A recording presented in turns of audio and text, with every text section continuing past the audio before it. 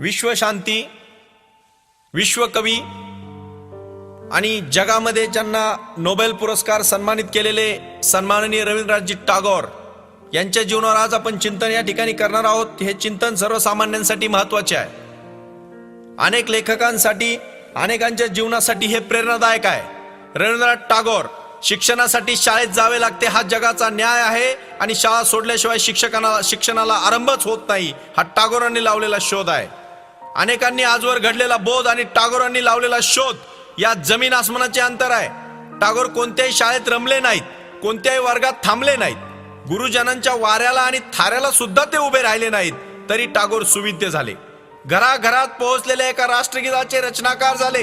1000 कविता, 2000 गीते, कादंबऱ्या, नाट्य, निबंध, प्रबंध, समीक्षा, पत्रे आणि प्रवास वर्णने अशा नाना परीने प्रगट झालेली साहित्य संपदा आणि आपल्या देशाची परंपरा आहे। हे भारताचे ऐश्वर्य आहे। त्यांची योग्यता ओळखून जीवनाच्या उत्तरार्धात नियतीने त्यांच्यावर मान सन्मानांचा वर्षाव केला। त्यांच्या गीतांजली नावाच्या गीता संग्रहास सन 1913 मध्ये नोबेल पारितोषिक मिळाले, बहुमान झाला त्यांचा।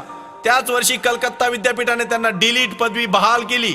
बनारस विद्यापीठाने, ढाका विद्यापीठाने, उस्मानिया विद्यापीठाने टागोरांना याच उपाधीने गौरव केला। जागतिक कीर्तीचे ऑक्सफर्ड विद्यापीठ शांतिनिकेतनच्या दिशेने धावले आणि 7 ऑगस्ट 1940 या दिवशी डॉक्टर सर्वपल्ली राधाकृष्णन यांच्या उपस्थितीत टागोरांना डॉक्टरी पदवी देण्यात आली।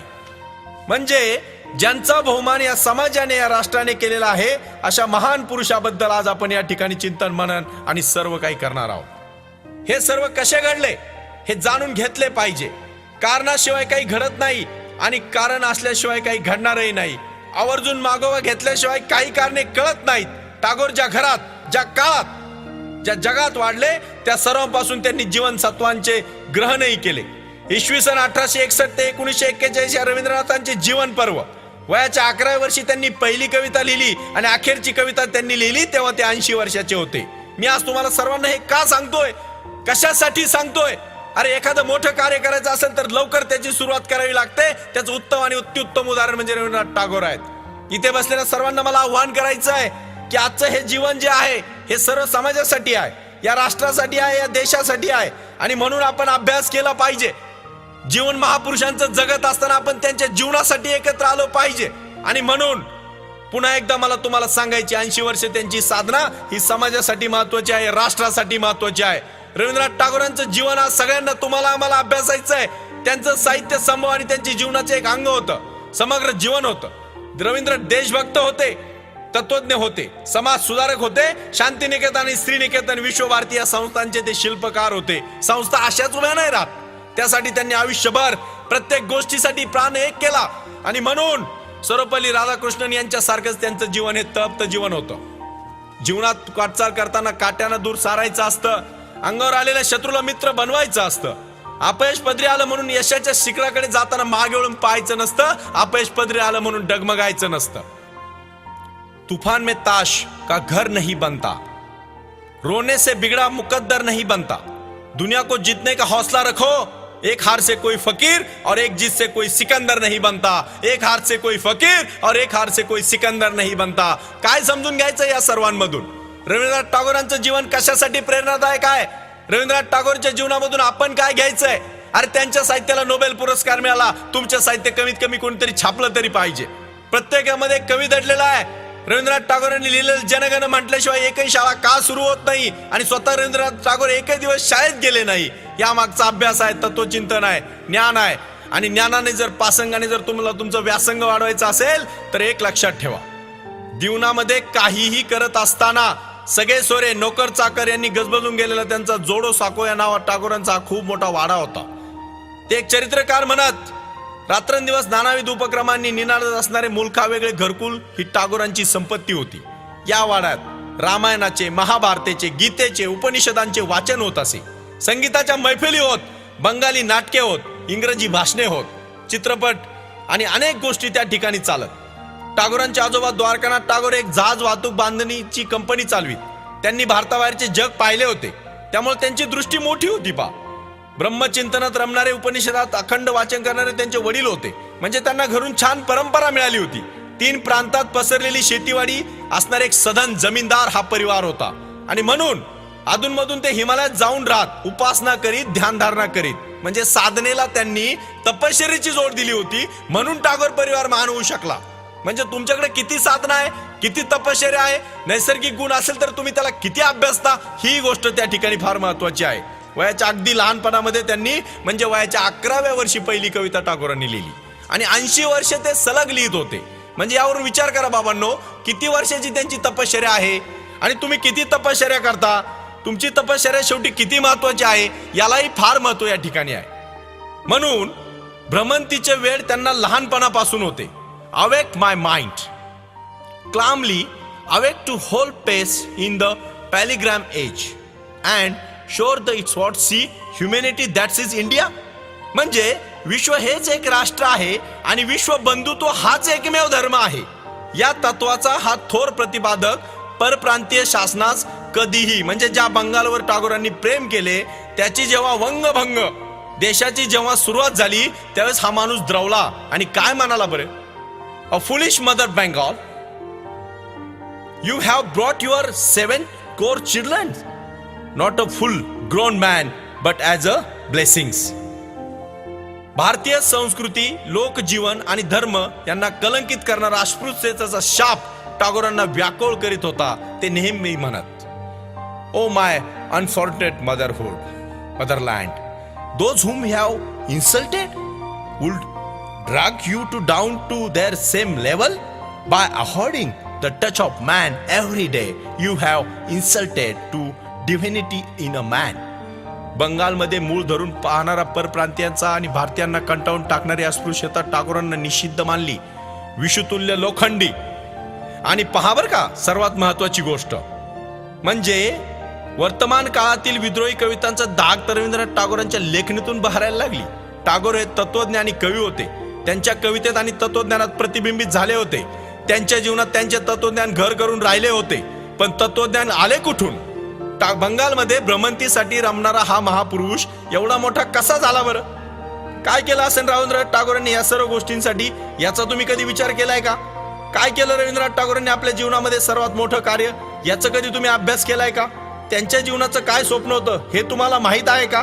कधीतरी तुम्ही स्वतःला प्रश्न विचारता का हो, ही मोठी माणसं का मोठी होतात, कशी मोठी होतात? किती जणांनी याचं चिंतन केलं इथं बसलेल्यांपैकी? मला सांगा, किती जणांनी अभ्यास केला या गोष्टींचा की एक माणूस त्याच्या आयुष्यामध्ये मोठा कसा होऊ शकतो? किती जणांचा विचार आहे याच्यावर पॉझिटिव्ह? मला इथे उत्तर हवंय. इथे मला एकच गोष्ट विचारायची की तुमच्या जीवनाचं निश्चित ध्येय काय आहे? टागोरांनी आपल्या जीवनाचं निश्चित ध्येय काय ठरवलं होतं आणि त्यामध्ये त्यांनी कशा पद्धतीने अभ्यास करून आपलं जीवन घडवलेलं आहे? म्हणून पावर का, टागोर हे तत्वज्ञ होते. त्यांच्या कवितेत त्यांच्या जीवनात त्यांचे प्रतिबिंब दिसत होते. बंगालमध्ये भ्रमंतीत रमणारा आणि गात गात पुढे राहत जाणारा बाऊल या नावाचा लोककवींचा वर्ग होता. मनुष्य गौरवात धर्माचे सार शोधणारा हा बंगाली वासुदेव अंगणा प्रांगणात नाचत गात, मागे गीते म्हणत आणि एक संदेश ठेवून जात. टागोरांनी बालपणी हे लोकगीते पाठ केली, वारंवार म्हटली, वेळेअवेळी आवडली, आठवली आणि त्याचं चिंतन मनन ते सदैव करत राहिले. निरक्षर कवीचे अक्षर वाङ्मय हे रवींद्रनाथ प्रतिभेचे अन्न झाले.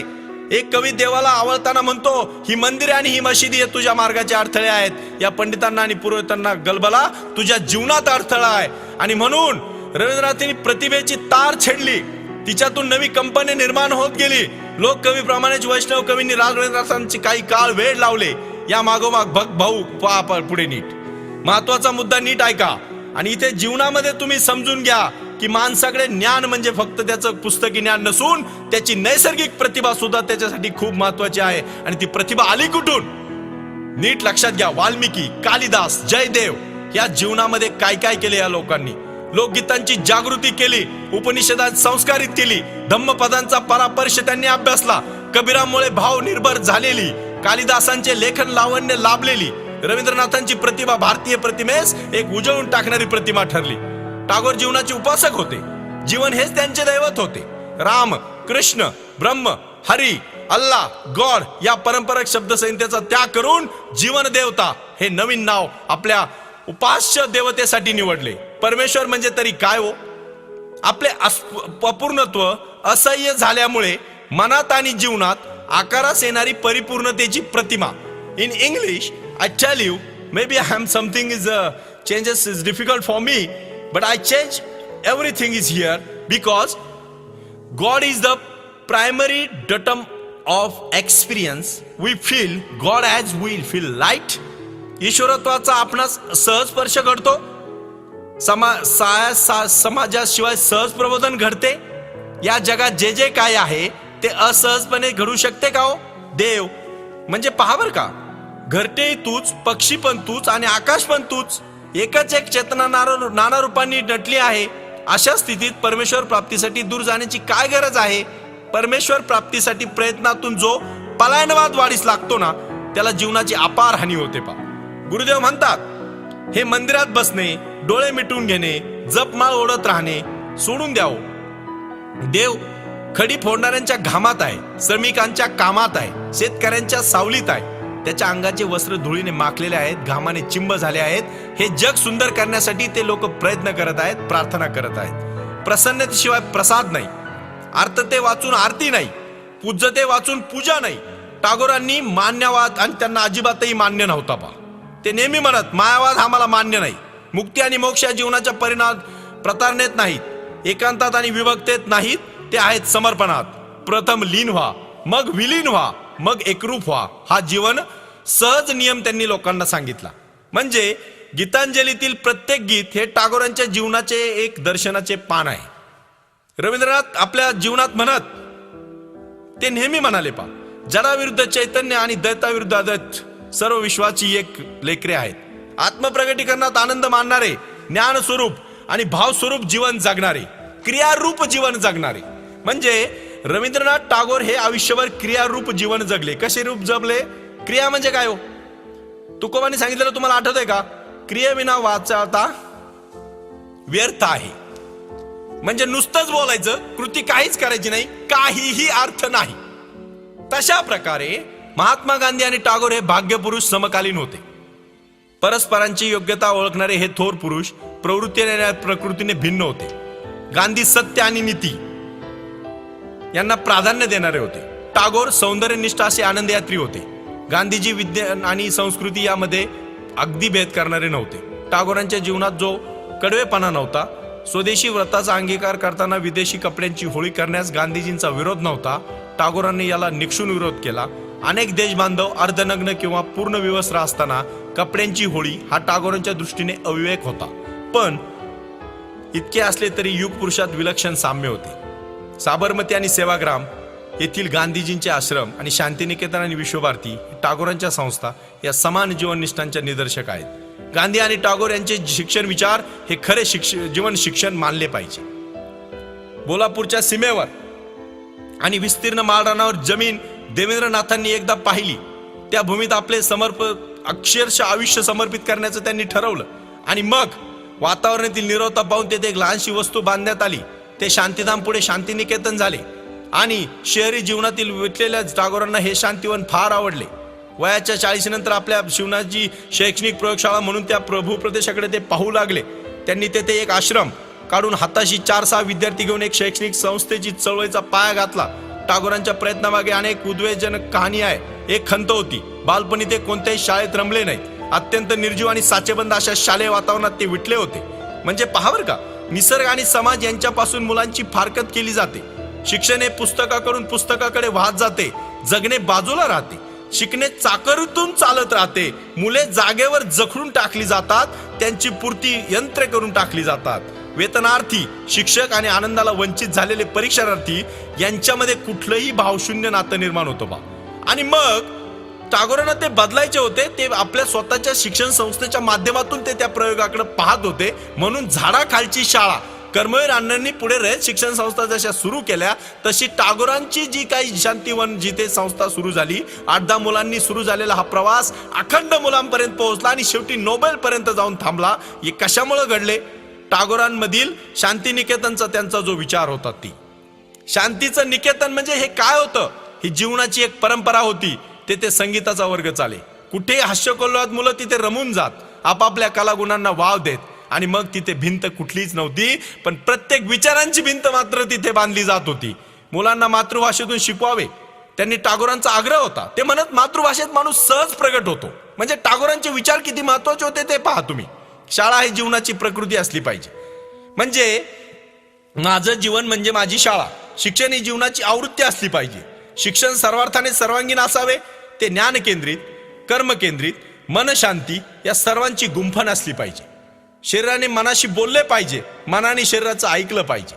मनाने आणि शरीराने चालले पाहिजे. त्यात हसणे असले पाहिजे, खेळणे असले पाहिजे, खुलणे असले पाहिजे, फुलणे असले पाहिजे, बहरणे असले पाहिजे, मोहरणे असले पाहिजे, उमलणे असले पाहिजे, नाचले असले पाहिजे, बागडणे तर सहज घडले पाहिजे. हा जीवन प्रवास असला पाहिजे आणि ही शाळा असली पाहिजे. म्हणजे आज 21व्या शतकामध्ये 2017 मध्ये आपण कशा शाळा सुरू झाल्या पाहिजे हे जर समजून घ्यायचं असेल तर रवींद्रनाथ टागोरांनी 50 वर्ष 60-70 वर्षापूर्वी सांगितलेलं चिंतन आज अभ्यासलं पाहिजे. किती मोठी दूरदृष्टी असती महापुरुषांमध्ये. म्हणजे गुरुदेव टागोरांचे आणखी एक स्वप्न होते. भारतातील देशोदेशीच्या आणि प्रांतोप्रांतीच्या जीवन वैशिष्ट्यांचा अभ्यास व्हावा. संस्कृतीचे अनेक दालने ज्यांच्या असतील, अभ्यासाच्या अनेक वाटा असतील, ते संस्कारपीठ अस्तित्वात यावे. उदाहरणार्थ चीन भवन या दालनात चीनी भाषेचा अभ्यास चालेल, तर जपान विद्याकलांचा अभ्यास वर्ग स्वतंत्र जागी भरेल. संगीत, साहित्य, अध्यात्म यांची न संपणारी जागतिक परिषद म्हणून विश्व भारती या संकल्पनेकडे ते पाहत होते. ह्या संस्थांच्या संकल्पना टागोरांना आल्या कुठून? अरे असंख्य वाचन, 12 वेळा त्यांनी जगाचं भ्रमण केलंय. तुम्ही किती फिरता हो? घर ते शाळा, शाळा ते घर. काय करता तुम्ही तुमच्या आयुष्यात? फार फार ते एखादी वार्षिक ट्रिप, ती कुठेतरी एखाद्या ठिकाणी. अरे समजून घ्या, संस्कृती समजून घ्या. 29 घटक राज्य आणि 7 केंद्रशासित प्रदेश मिळून हा माझा भारत देश तयार झाला आहे. जा कधीतरी हिमालयामध्ये, जा कधीतरी कुठल्या तरी बंगालच्या भागामध्ये, जा कधीतरी आसाममध्ये, जा कधीतरी गुजरातमध्ये, जा माझ्या महाराष्ट्राच्या कुठल्या तरी जिल्ह्यामध्ये. अरे जा तिथे राहा 4 दिवस, समजून घ्या गडचिरोलीची संस्कृती काय. विश्वनाथ, तुम्हाला जर समजायचं असेल, जग जर अभ्यासायचं असेल तर तुम्ही तिथे गेले पाहिजे. तिथे जाऊन तुम्ही जग अभ्यासलं पाहिजे. आणि म्हणून एक गोष्ट लक्षात घ्या, विश्व भारती ही संकल्पना एका दिवसात तयार झालेली नाही. शांतिनिकेतन चालू झाल्यावर ते चालते ठेवण्यासाठी टागोरांनी चालत्या संसाराला खीळ घालावी लागली. मोठी कामं काय सहजासहजी होतात? पुरीच्या किनाऱ्यावर ब्रह्मचिंतन व लेखन निर्धनपणे घडावे, असे एक सुंदर घरकुल राहाव्यात जाण्यापूर्वी विकावे लागले. पत्नीच्या अंगावरचे अलंकार संस्थेच्या सौभाग्यासाठी त्यांनी खर्ची केले. पण हे सगळे कशासाठी केले? विद्येचे निशाण फडकत राहावे म्हणून केले. भारतातील आणि भारताबाहेरील उगवती पिढी नव्या जगाच्या निर्मितीसाठी आणि नव्या युगाच्या स्वागतासाठी तयार व्हावी म्हणून रवींद्रनाथांनी अट्टहास केलाय. आणि म्हणून तुकाराम महाराजांनी सांगितलेलं आहे, याचसाठी केला होता अट्टहास, शेवटचा दिस गोड व्हावा. रवींद्रनाथ टागोर यांचे जीवन आणि जीवनाविषयक तत्वज्ञान फार मोठे बाबांनो. मी या ठिकाणी थोडक्यात चिंतन करतोय. शब्द माझ्याकडे खूप जरी असले तरी वेळ कमी आहे आणि म्हणून मी तुम्हाला पटपट सांगण्याचा प्रयत्न करतोय. तुम्हाला जेवढं जमेल तेवढं घ्या. चांगलं फार लवकर लोकांना जमत नाही. जमलं तर रुचत नाही, रुचलं तर पटत नाही. मला त्याचं घेणं देणं नाही. माझ्या माउंट कोरलच्या माध्यमातून मला रवींद्रनाथ टागोरांच्या स्वप्नातील मुलं घडवायची आहेत आणि अखंड भारतामधील मला ज्ञानी मुलं बाहेर काढून आपली संस्कृती जपणारी मुलं मला निर्माण करायची. रवींद्रनाथ टागोर हे एक जीवनविषयक तत्वज्ञानी होते. ते असे म्हणत, अनेक वस्तूंनी गजबजलेल्या विश्वात मानवतेचा श्रेष्ठ असे काही नाही. मानव हा निर्मितीचा कळस आहे. Man is the crown of our creation. या सूत्रांनी त्यांचा विश्वास होता. मानवाच्या ठाई असणारे, वसणारे दिव्यत्व हा संस्कृतीचा आत्मा आहे. जगातील सर्व विचार प्रणाली आणि प्रभाव या दिव्यत्वाच्या दिशेने वाहिले पाहिजेत. मानवाच्या ठाई काही अविकसित आणि अपरिपक्व भाव आहेत. आणि ते अविकसित आणि अपरिपक्व भाव म्हणजे काय हो? कशासाठी घडले हे सगळ्या गोष्टी? परिणतत्वाची दिशा नीट लक्षात घ्या. महापुरुषांचे फक्त नाव घेणं बंद करा. जयंत्या पुण्यतिथ्या नुसत्या साजऱ्या करत बसू नका. एक तरी ओवी अनुभवावी, असं जसं ज्ञानोबांनी सांगितलंय तसं मी या ठिकाणी सांगतो, एक तरी महापुरुषाचा एक तरी गुण घ्या. अनेक संस्थापकांना मला आयसीच्या माध्यमातून आव्हान करायचं आहे. अरे तुमच्या संस्था जर या देशाला दिशा देणाऱ्या असतील तर रवींद्रनाथ टागोरांचं जीवन चिंतन आणि शिक्षण चिंतन अभ्यासा. त्यांनी सांगितलंय, काय सांगितलंय? टागोरांच्या व्यक्तिगत जीवनात उदारतम्य होते पहा.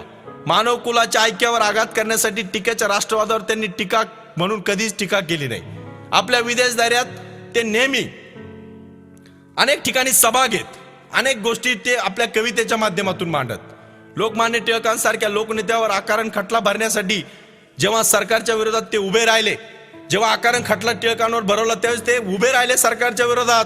आणि जालियनवाला हत्याकांडाचा निषेध म्हणून सरकारने दिलेला सर हा किताब त्यांनी परत करून टाकला. पॉंडेचेरीच्या गुंफेमध्ये योग साधना करणाऱ्या श्री अरविंदांना प्रतिज्ञापूर्वक आवाहन करण्यासाठी हा महापुरुष दक्षिणेकडे गेला. जातवार मतदारसंघाची राष्ट्रघातक कार्यवाही थांबवण्यासाठी जीवाचे निर्वाण मांडणाऱ्या गांधी यांना सांगून सांगितलं, बापू तुम्ही थांबा, तुमचा प्राण या राष्ट्राला महत्वाचा आहे. आळंदीच्या ज्ञानदेवाप्रमाणे या विश्वकवीने विश्वात्मक देवाजवळ एक प्रार्थना केली, ती मला या ठिकाणी तुम्हाला सांगायची. या माझ्या देशाच्या उदात्त आणि उन्नत अशा स्वर्गभूमीत नेऊन ठेव. टागोरांची ही प्रार्थना अवघ्या मानवकुलासाठी होती. मोठी माणसं स्वतःसाठी काय मागत नाही बाबांनो, जी मागतात ती सर्वांसाठी मागतात. आणि त्यांची प्रार्थना कोणती होती, ती प्रार्थना या ठिकाणी लक्षपूर्वक ऐका. आणि एवढं बोलणार आहे मी, माझं स्वामीजीवरचं चिंतन थांबवणार आहे. एवढं बोलायचं एवढ्यासाठी, एवढं बोलायचं तुमच्यासाठी. महापुरुष आपले आहेत, सर्वांचे आहेत. महापुरुषांचा विचार आता घराघरात गेल्याशिवाय समाजाचं परिवर्तन होणार नाही. जेथे मन निर्भर असेल आणि मस्तक उन्नत असेल, पुन्हा एकदा सांगतो, जिथे मन निर्भर असेल आणि मस्तक उन्नत असेल तेथे ज्ञान विमुक्त असेल. जेथे शुद्रतेच्या आणि स्वार्थाच्या भिंती जग भेगाळलेले नसेल, जिथे शुद्रतेच्या आणि स्वार्थाच्या भिंतींनी जग भेगाळलेले नसेल, जेथे शब्द सत्याच्या गर्भातून प्रगट होईल, जिथे शब्द सत्याच्या गर्भातून प्रगट होईल, जेथे अबत्य प्रयत्न पूर्णत्वाच्या आलिंगनासाठी आसुसलेला असेल, जेथे विशुद्ध विचारांचा विमल प्रवाह रूढीसाठी वैरान वाळवंटात विराम पावला नसेल, जेथे मन तुझ्या मागोमाग सदैव विकसशील आणि विचारशील असेल, कृती यांच्या राज्यात चालत राहील. अशा दिव्य लोकी माझ्या देवा माझ्या देशाला घेऊन जा. अशा दिव्य लोकी माझ्या देवा माझ्या देशाला घेऊन जा. टागोरांना अभिप्रेत असणारे एक उद्याचे जग अजून या क्षितिजावर दिसत नाही. मला माहित आहे, टागोरांना अभिप्रेत असणारे हे जग, उद्याचे जग आज स्थितीजावर अजिबात दिसत नाही. या उद्याच्या दिशाभूल आणि एक लक्षात ठेवा, उद्याच्या जगाची चाहूल घेणारा विश्वकवी त्याच्या शोधार्थ मर्त्य लोकातून चाललाय. दिनांक 7 ऑगस्ट 1941 या दिवशी रवींद्रनाथ टागोर आपल्याला सर्वांना सोडून गेले. काय देऊन गेले ते आपल्या सर्वांना? त्या दिवशी भर दुपारी नियतीचं भान हरपलं. आकाशामध्ये अचानक अंधार पडला, बाळाची भूक उडाली, मातेचं दूध आटलं आणि सर्वत्र गीतांजलीतला असणाऱ्या आपल्या भगिनींच्या डोळ्यात पाणी आलं. टागोर गेले. आपल्या सर्वांना काय देऊन गेले? तर गीतांजली आणि विश्वशांती या 2 संस्था देऊन गेले. आपण सर्वांनी त्याची आराधना करावी. एवढं बोलतो आणि थांबतो. धन्यवाद. Please share and like this video and subscribe our YouTube channel. Thank you.